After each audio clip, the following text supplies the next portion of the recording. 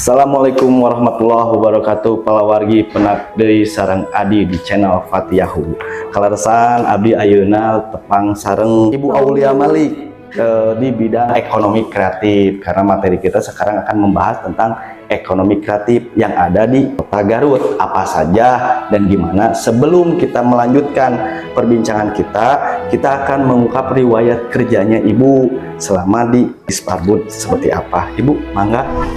Ya, terima kasih Kang Adi. Iya. Kang Adi, alhamdulillah suatu kehormatan nih kedatangan dari Fatiyahu ya untuk membahas terkait ekonomi kreatif. Kebetulan saya itu di bidang ekonomi kreatif itu dari tahun 2023 Pak. 2023. Jadi saya sekarang genap 2 tahun saya di bidang ekonomi kreatif. Ya, jadi dari mulai dulu saya di Bapeda, kemudian saya diamanatkan untuk menjadi kepala bidang ekonomi kreatif tahun 2023. Oh, sampai sekarang. Baru Ibu baru 2 tahun. Baru 2 tahun. Tapi ya. kan kalau Fatiyahu menanyakan hal-hal tentang ekonomi kreatif, Ibu berkompeten untuk berbicara menjabarkan. Insya Allah, mudah-mudahan. Saya juga baru belajar tentang ekonomi kreatif karena basic saya juga sebelumnya jauh banget. Oh, jauh. Ibu emang sebelumnya di Bapeda? Di Bapeda emang bagian ekonomi dan sumber daya alam di bidang ekonomi juga. Iya. Memang mitra saya juga dulu di Bapeda pariwisata, dinas pariwisata. Iya. Mungkin sedikit tahu lah tentang pariwisata dan ekonomi kreatif ini memang bidang baru gitu ya. Bidang baru. Ya, bidang baru 2 tahun saya menjabat kepala bidang dan ini baru ada bidang ekonomi. Sebelumnya di Disparbud? Sebelumnya di Disparbud itu ini tuh tadi awalnya bidang kesenian. Oh, bidang kesenian karena ada nomenklatur baru dari pusat, ada ekonomi kreatif, kemudian si keseniannya itu dilebur menjadi bidang ekonomi kreatif. Tapi kesenian itu emang bagian dari ekonomi kreatif. Oke. Ya, ekonomi kreatif itu kan ada beberapa subsektor ya. Meliputi 17 subsektor. Yang ada di Kabupaten Garut. Enggak, jadi ekonomi kreatif itu ada 17 subsektor. Tapi yang ada di Kabupaten Garut, karena kan kita tidak bisa memprioritaskan semua, harus fokus dengan kondisi anggaran, dengan kondisi SDM di ekonomi kreatif juga sangat terbatas. Jadi kita ini di tahun ini tuh difokuskan kepada 5 subsektor. 5 subsektor. Itu 5 subsektor itu masuk ke binaan Disparbud mungkin? Iya, masuk pembinaan. Bahasanya di pembinaan Bu ya? Pembinaan ya. Mitra lah ya, mitra Disparbud. Oke Ibu. Ibu, apa saja warisan budaya ciri khas Kabupaten Garut dan kemanfaatannya yang menurut Undang-Undang Nomor 24 Tahun 2019 tentang ekonomi kreatif itu, Bu? Kalau berbicara Undang-Undang Nomor 24 Tahun 2019, memang kabupaten kota atau pemerintahan daerah itu memang wajib mengembangkan terkait pengembangan ekonomi kreatif. Di mana di situ itu tidak hanya untuk pengembangan ekonomi kreatifnya aja, diungkapkan juga terkait tentang pembiayaannya bagi pelaku-pelaku ekonomi kreatif, kemudian kekayaan intelektualnya, perlindungan pengelolaan hak kekayaan intelektual untuk ekonomi kreatif juga, kemudian dari sisi pemasarannya, promosi, kita juga pokoknya ekonomi kreatif itu memang cukup luas sih untuk pembinaannya gitu, tidak hanya pembinaan ke pelakunya aja, kita juga pembinaannya itu lebih ke legalitasnya, dari promosinya gitu ya, pembinaan produknya, dan itu juga kita nanti bisa berkolaborasi dengan SKPD yang lain juga. SKPD yang lain, Ibu. Kalau ciri khas budaya Garut apa aja, Bu? Kalau ciri khas yang menjadi budaya Garut itu seperti batik ya, batik. Juga batik, kemudian kalau kuliner kan ada burayot juga. Ya, terus kalau dari sisi seni pertunjukan, kebetulan kita itu tahun ini dinobatkan sebagai kota kreatif ya, dari subsektor seni pertunjukan. Nah, di budaya dan tradisi budaya itu bisa kita angkat juga di situ sebagai subsektor ekonomi kreatif. Contohnya seperti ketangkasan domba.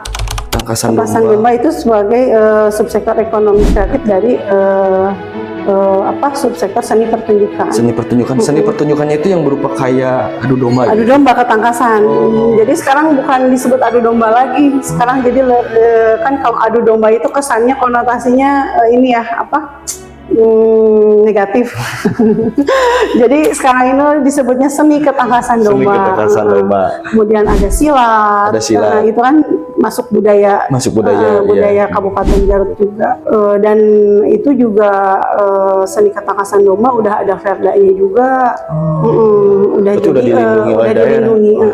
Dan banyak seni-seni budaya kita yang udah mendapatkan sertifikasi kemarin WBTB. Warisan budaya tak benda, udah diakui bahwa itu ciri khas seni budaya Kabupaten Garut.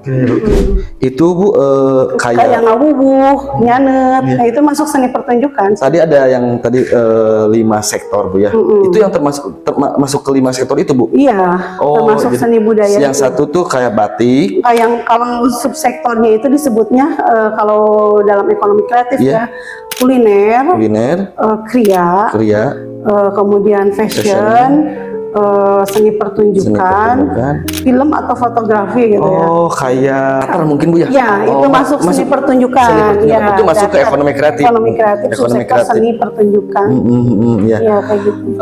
Bu, kategori kreativitas masyarakat terkait dengan seni kebudayaan yang bisa dijadikan salah satu sumber pemasukan atau penghasilan yang mungkin dalam binaan Disparbud gitu Bu. Seperti misalkan contoh kecil seperti kayak fashion itu apa aja, terus selain itu apa aja gitu kan Bu ya, tapi yang masuk ke ranah yang menjadi sumber penghasilan sumber penghasilan. Sebenarnya untuk kalau misalnya berbicara subsektor ekonomi kreatif itu harus pasti punya sumber penghasilan, karena ekonomi kreatif itu kan ide kreativitas yang mempunyai daya jual tinggi, daya saing yang tinggi, berarti kan harus yang memang menghasilkan penghasilan. Contohnya sekarang kan ada subsektor kriya nih, kriya itu seperti kulit juga ini kulit ini masuk subsektor kriya, masuk ekonomi kreatif.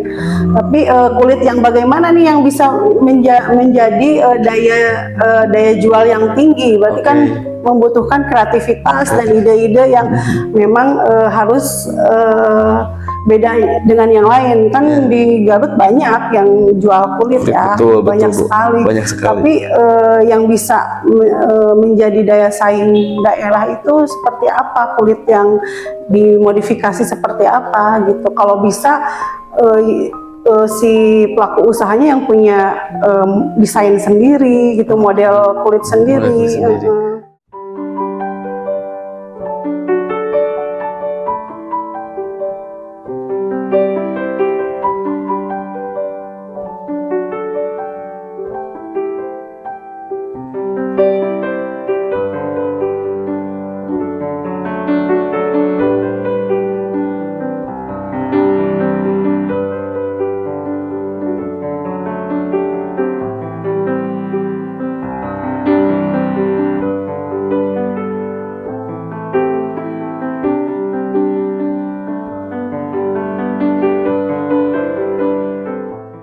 Jadi dari bahan itu peran Disparbud terhadap pengusaha itu seperti apa Bu?